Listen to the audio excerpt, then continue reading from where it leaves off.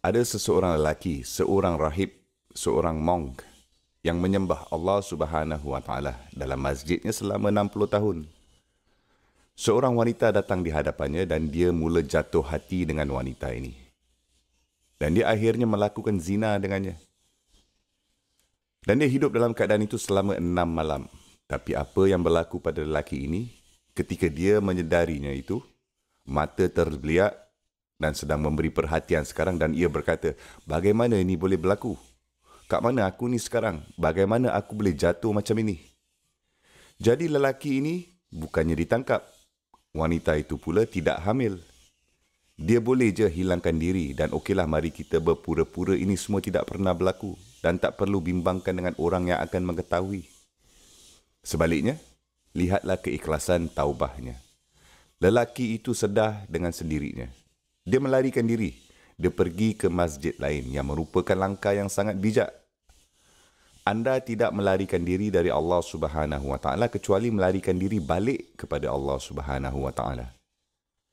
Saya perlu start balik dari mula dan saya perlu memohon pengampunan Allah Subhanahu Wa Taala, tapi saya mesti keluar dari sini. Jadi dia lari dari masjid sendiri yang biasa dia beribadah pada Allah ke masjid yang lain. Jadi dia pergi ke masjid itu dan dia tinggal di masjid itu selama 3 hari. Dan dia tidak makan apa-apa selama 3 hari berturut-turut. Bukannya dia ni sengaja mengikat perutnya sendiri. Bukannya kerana dia cuba membunuh diri. Dia begitu tenggelam dalam taubahnya bahawa dia bahkan tidak ada masa untuk makan atau minum. Dia tidak kisahkan akan makan dan minumnya. Yang merupakan satu kesaksian tentang keikhlasan lelaki ini dalam kes ini. Lelaki ini duduk di masjid sekarang selama 3 malam. Menangis atas apa yang dia telah lakukan selama 6 malam.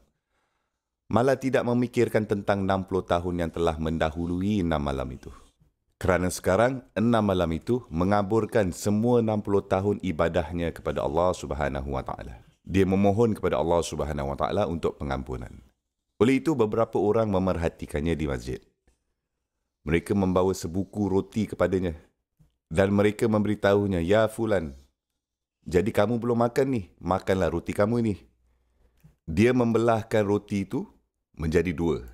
Dia memberikan separuh daripadanya kepada seseorang di sebelah kanannya, separuh daripadanya kepada seseorang di sebelah kirinya. Dan lelaki itu terus membenamkan diri dalam meminta pengampunan dari Allah Subhanahu Wa Taala. Dan pada masa itu, Allah Subhanahu Wa Taala mengutuskan malaikatul maut pada saat itu kepadanya dan mengambil nyawanya.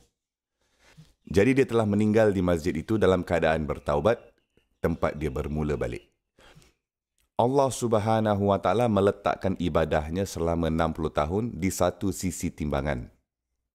Dan Allah Subhanahu Wa Taala meletakkan 6 malam perzinahan itu di timbangan sebelah. 6 malam itu lebih berat daripada 60 tahun ibadahnya. Allah Subhanahu Wa Taala menyebutkan jangan batalkan amalmu.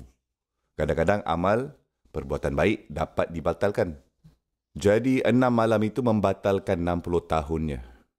Allah Subhanahu Wa Taala mengeluarkan sepotong roti itu dan kemudian meletakkan roti di satu sisi skala dengan 6 malam dosa itu.